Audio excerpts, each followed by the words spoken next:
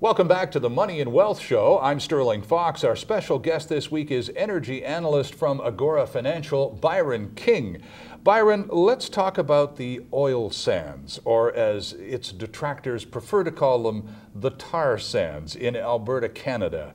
Clearly, this disaster in the Gulf of Mexico has created, if nothing else in the United States, an awareness of the importance of the oil sands as a supplier, a net supplier to the U.S. Oil picture. What's next for the oil sands here in Canada, do you think? Well, I think it's time for a lot of people to rethink their view of the oil sands, or as you mentioned, the tar sands. A lot of people hear the term oil sands, tar sands, and they think, oh, big strip mines, lots of gas, lots of water, big tailings ponds with oil floating on the top, dead birds, dead wildlife, entire forests chopped down, etc. And I would say to them, you need to go visit, Alberta and take a look. Head up to Fort McMurray. Head up to Fort McMurray, as I have done, as I have been, and take a look at what's going on. Now, when you see the actual strip mine in operation, yeah, it's a big mess. But it is a 40-year process of removing the trees, removing the surface, digging down, removing the sand, removing the bitumen from the sand, cleaning up the sand, putting it back, restoring the land, restoring the soil, regrowing the trees. And 40 years later, you will have something approaching a natural environment. And I have seen this natural environment where they are literally raising native species of grasses and trees and buffalo on land that was formerly, a 200-foot deep open pit mine. But at the same time, I'd also say strip mining is really pretty 1980s. I mean, it's so 1980s. The way to do it now is with this steam-assisted gravity drainage, where they drill a well here, they drill a well here, they pump the steam down. The steam heats up the bitumen. Another well collects the bitumen. It comes to the surface. You have a very low surface footprint of environmental disturbance. The water use is very efficient. First of all, they're using water from deep aquifers. It's briny water that's not fit for anybody to consume. They clean it up, they use the water, they recycle it to a 95% level. And use it again. And then they use it again. Yeah. What water does escape, goes away as steam. Very, very, very little water goes back into any stream or river, and if it is, it's treated to a national standard. It's probably cleaner than the water it's going into. So, and then they recycle the energy as well. You heat the water, make steam. You use the steam, you recover the heat, you make more steam.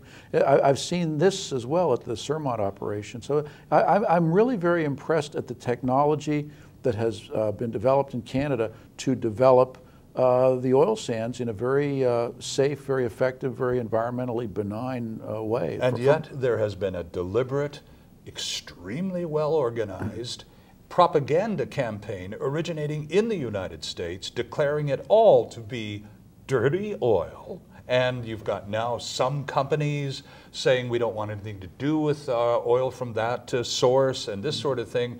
So you've got a real conflict of emotions going on here. You've got the virulent opponents of what they call the tar sands, and you've got a depleted supply because of the loss of supply in the Gulf of Mexico and this utterly dependable Canadian source out there. So you've got a real conflict. Who's going to win that emotional battle, do you think? Well, unfortunately, we live in an era where it's intellectually acceptable to think in terms of conclusions and labels. And so the opponents of oil sands have tried to capture the high ground by saying, oh, this is dirty oil. Yes. The thing is that when you do the absolute balance of how much energy, how much water, how much carbon dioxide, what are you talking about when you talk about this so-called dirty oil? When you do the balance, most of the CO2, for example, it goes out the tailpipe. So it's sort of like, before, look in the mirror if you're down in the lower 48 and you're saying, we don't like this oil. Well, if you don't like the oil, then what you really don't like about it is the fact that your cars and your trucks and your railroad cars and your airplanes are using the oil to power their engines so that you guys can fly and have a transportation-based culture. At a recent Vancouver conference, you talked to a large group of people about what's next after this Gulf of Mexico disaster. What is next? What is next? There is a moratorium on the Gulf.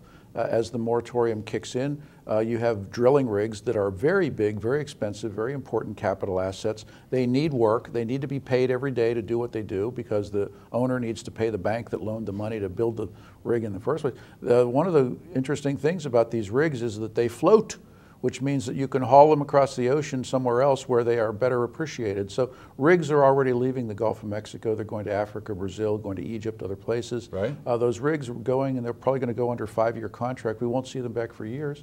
And so we will have less oil coming out of the Gulf of Mexico. How's the United States going to make that up? Well, they could import more oil from the oil sands of Canada. Oil prices could probably firm up just based on scarcity issues. People talk about replacing oil with natural gas, although it's not a one-for-one substitution. It's a long industrial process to do that. And so, you know, where are we going with this? I mean, if the U.S. really wants to, it's shooting itself in the foot in terms of its energy policy.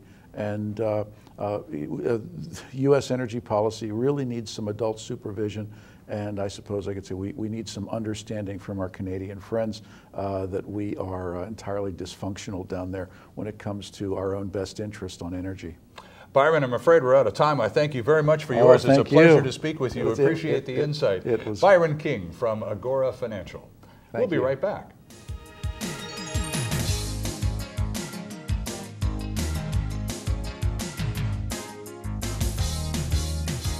Good afternoon. My name is Larry Ray. I'm the chairman and CEO of Mollycore Goldcorp.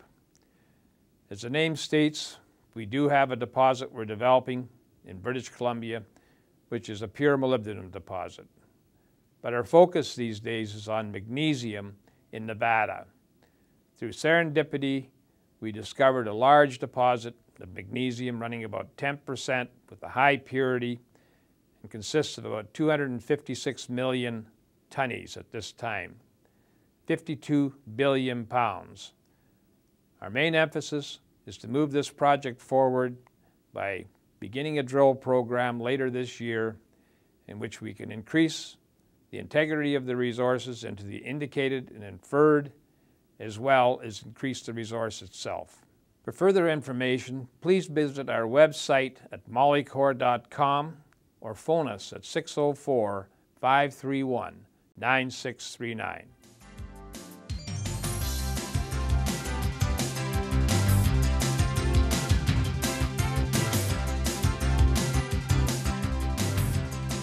Tax Tips with David Ingram.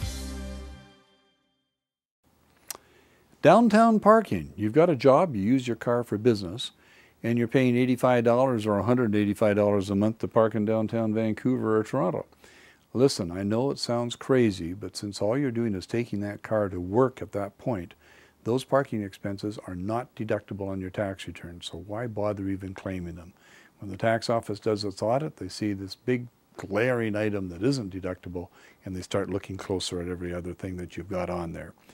Be sensible. Only put receipts on your tax return, your expense account, that actually are deductible. Don't put the stuff on that doesn't matter. It just makes the tax office mad at you, no matter what country it is. That's a tax tip.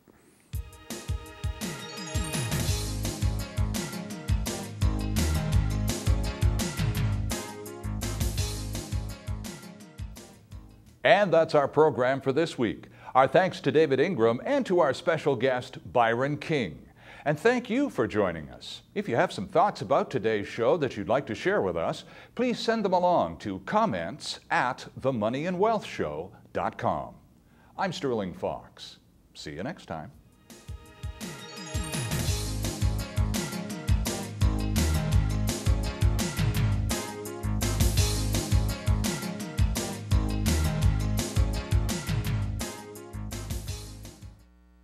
It's all about money. At the HowStreet.com Money Expo in Kamloops and Kelowna, see Garth Turner, Michael Levy, Ross Clark, David Smith, and Doug Casey.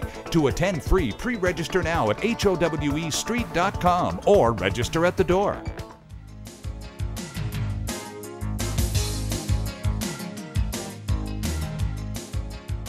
Comments made on the preceding paid commercial program are an expression of opinion only and should not be construed in any manner whatsoever as recommendations to buy or sell any financial instrument at any time.